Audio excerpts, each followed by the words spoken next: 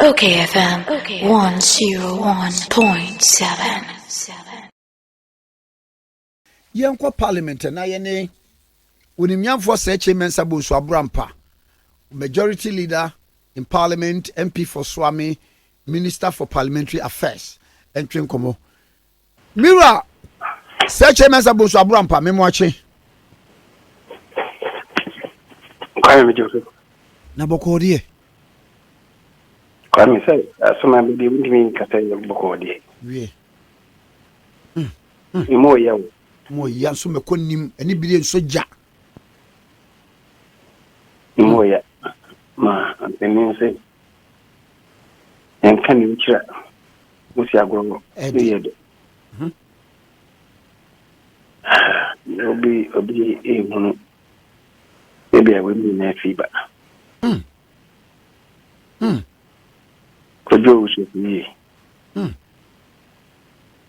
Sejon ena ele. Oje hokom. Samadun. Kene fose ba mu Timothy. papa Ntisa dia. Nka ya antikitami, ani antijami. And say we could do that. From Bonnie Richie and Abui. Timothy. Also, Benesi Kramudakna. Siabasa Nabasa. na ayi wafa wuti ni wo ni sei Oh, Okay, FM Kwame, and one of you, and the question is say, now saying my we friend me, and or Cassie, or Remy, na mini about Akim. No, remember, mania, or friend me, I make us a man who's so friendly. But you say, my number that they be an old friend was so a friend me, and or friend me, never call me friend me. And I make us one friend is our number, and so I say, all numbers need no friend, so they are. When you're going to use numbers, apart from the number, yeah, Kwame me no Katasui. Into make a check. Into a no, and or sign for me so. Or so on crime say, name a mere free, you know, compend baby, and Nash Akrano. Oba, only vision.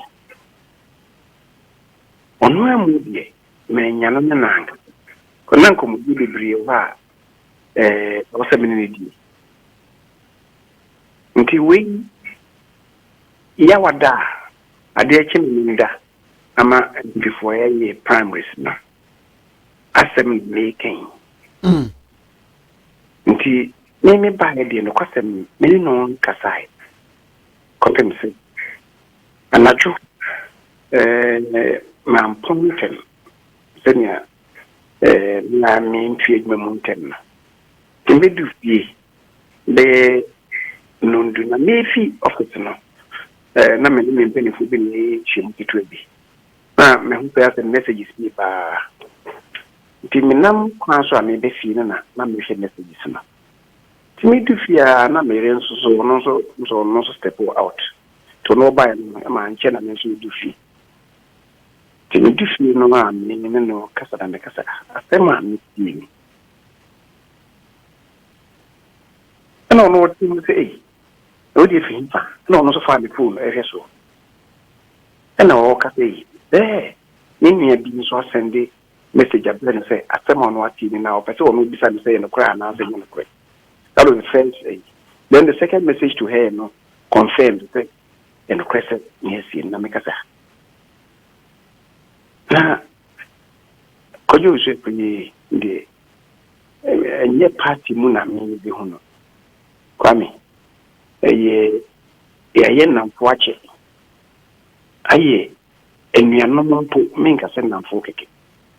In John 1979, Sam na me wo university o Kumasi na no so Legon me ba Legon ka credit na nka me be yellow na me san ko tech the John no bodi me nim 1 year onene ki bia donten mangwa ne o Minister of Finance. Okay. After Dr. Engman, no more meet. And I'm the Chief Justice Cross account. What you say? Chief Justice. Yes, na ye meet. Did not meet you 1 year. But me call briefly and me see how call check. agbisi NDC MP na wo ashaman no nyina moye meet na eno no na me call tech no me call student leadership mu dia don kin be ye obeye National Union of Ghana Students president. Those days na nuchino na rotate among just 3 universities, Legon, Cape Coast and KNUST. So the executive in one campus, executive in one campus. The bar Legon no, ena dia don tin ebeye president. That was after Steve Akufu. Steve Akufu na no ye looks president or no KNUST. Nti fi ho no bar Legon ebia beye. Na no na nhemudie bi koso amonsa. Me call SRC ewo the fencing KNUST. Nti almost no more sabaho. Now apart from everything, near sign war games to be amongst University Hall, Mensa Saba and Castle Hayford. Near friendly Casper games. So nti na ina sign come together. Assign ye sa games no. Na eno ma me ne omna fofano ebeye very strong to the extent that if we invest here ekoye ejuma the John by Kumasi Kostadi or Polikakra and a number what they call lawyer DM Medusay. DM Medusay, Vitusha obey PAP, a presidential candidate. Or more, Nima, my last born, lawyer Marford. None the chambers no Kijitia, SCT Dynamo.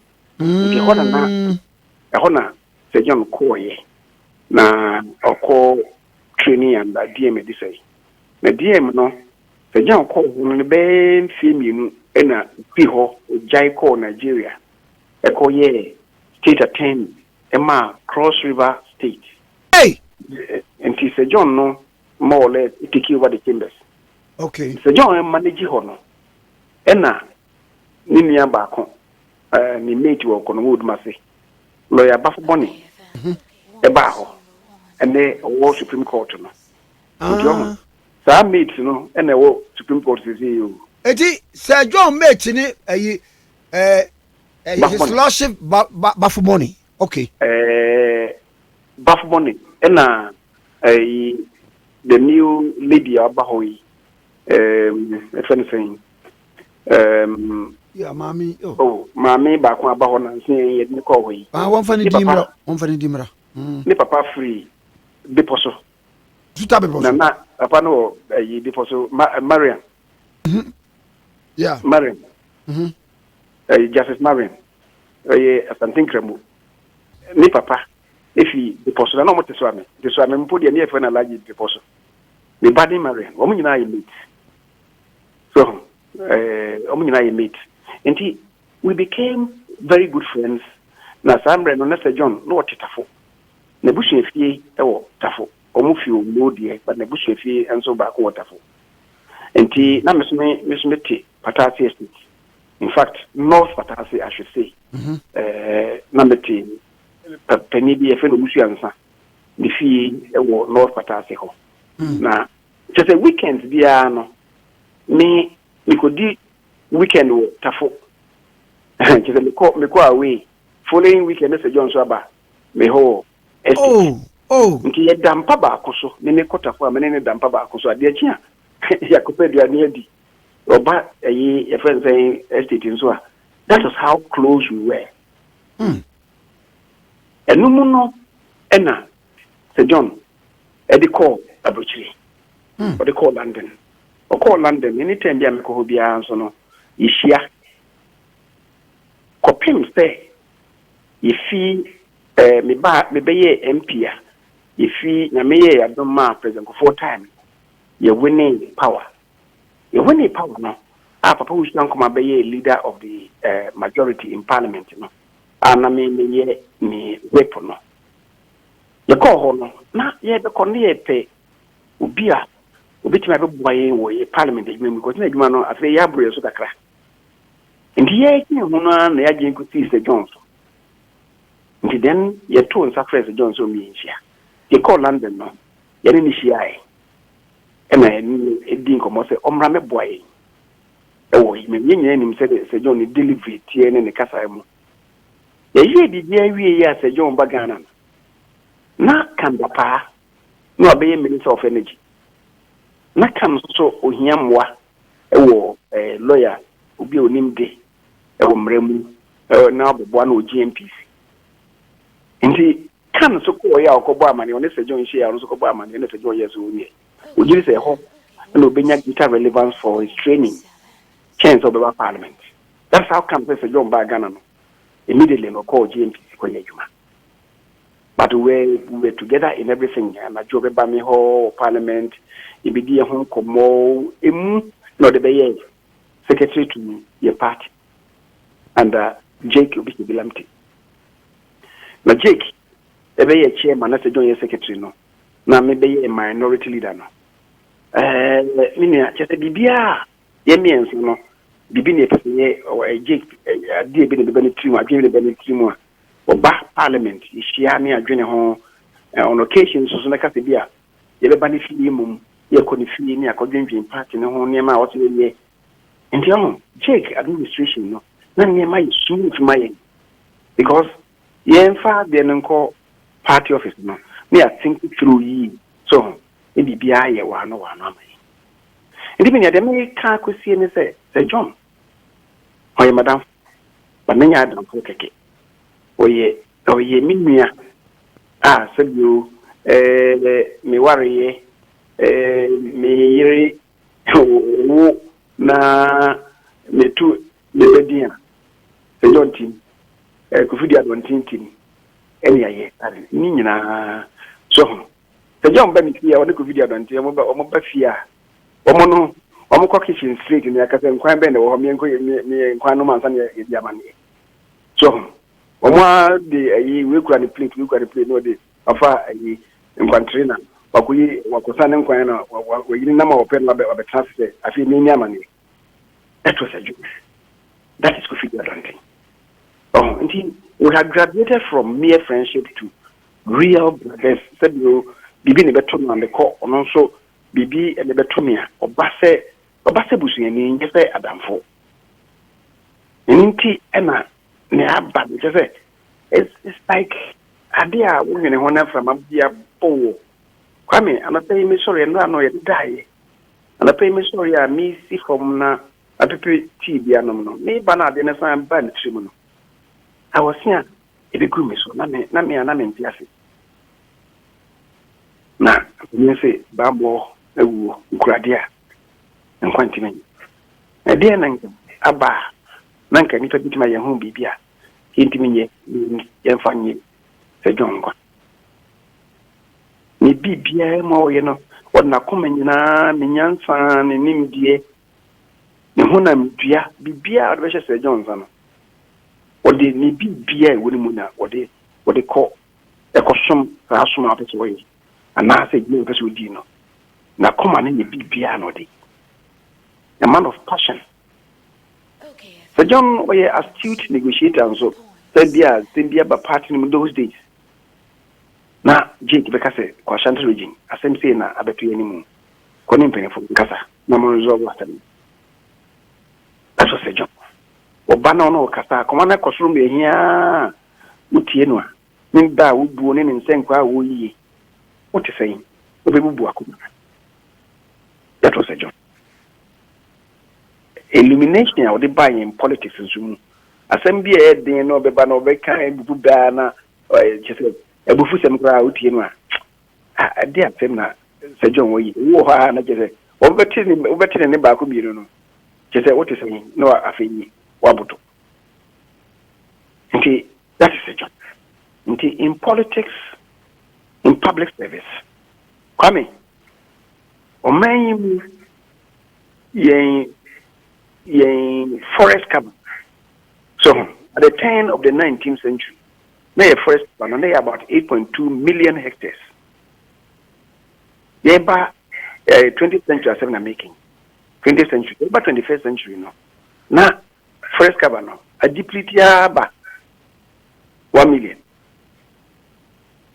20 years in the forest cover no we say yen just about 600,000 hectares but 560,000 you know 600 mpo and na aban ebo ni trim po say e be serious reforestation I should say that saa de no rolling the time the shots we na so me en fa na papa na mo through president Kufuor ba Nels Mahama en fa na papa nti real regeneration forestry for no and them man why no just they have done close to about 10,000 15,000 hectares so John ebe show mu na anu yin no adanse dia e ba ho no say within 3 years no ni amadua no over 30,000 hectares 3 years 4 years yin kan ho no what it means is that 4 years e be kan ho dia na just ngrabe kwesi na just kakra ya kwani mu no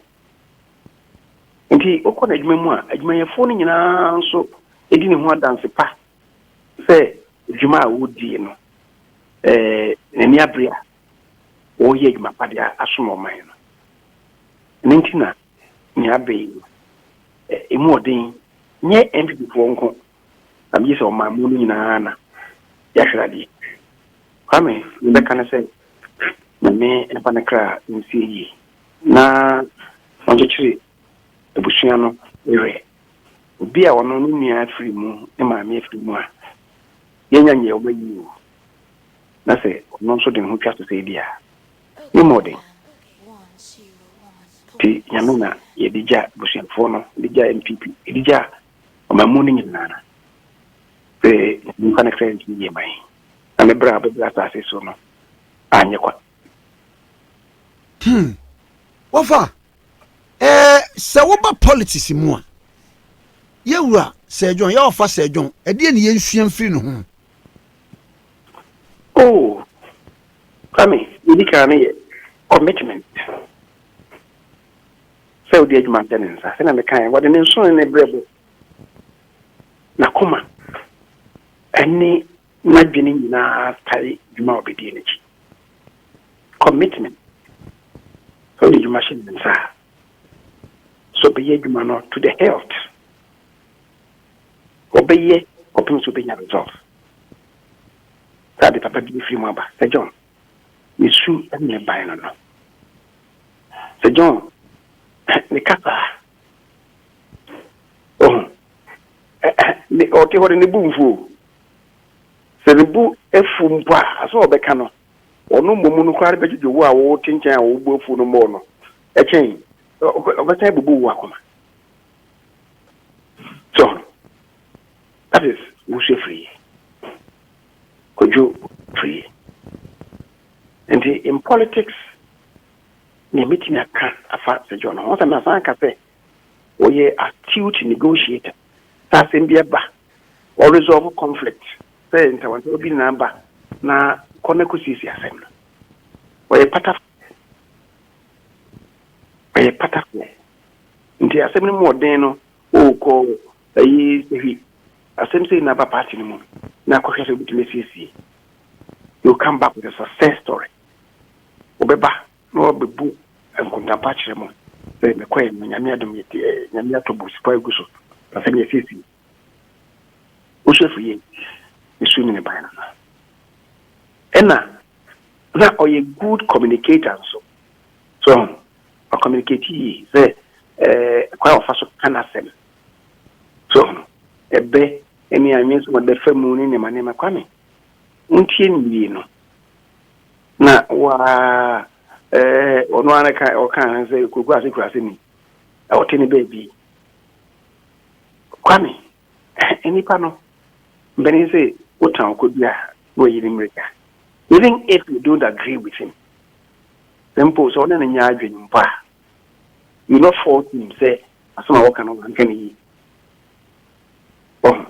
nti say John ni su ni pa no am ka say ahwera de ọman bunye mpi fo ko mamu no nyina emi ahwera de yahwere nipa Okay, FM 101.7. Pa meja wa mo medasi. kan so Miss Medasi. Okay, 101.7 onimunyamfo oseche mensa bonsu. Majority leader in parliament, MP for Swami. Minister for Parliamentary Affairs. Any actual Okay, FM 101.7.